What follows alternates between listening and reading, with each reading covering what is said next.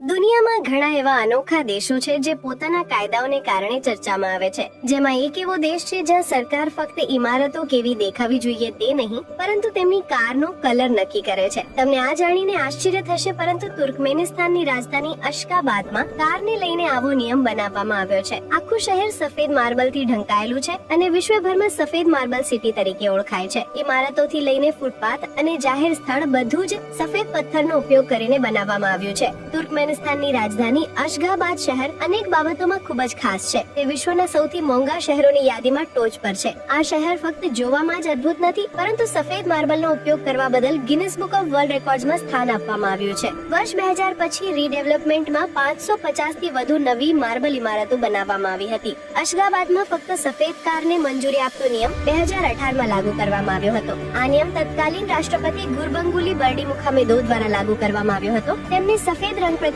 ખૂબ જ લગાવ હતો, કારણ કે તેઓ ડેન્ટિસ્ટ હતા. આ વ્યક્તિગત પસંદગીને કડક રાષ્ટ્રીય આદેશમાં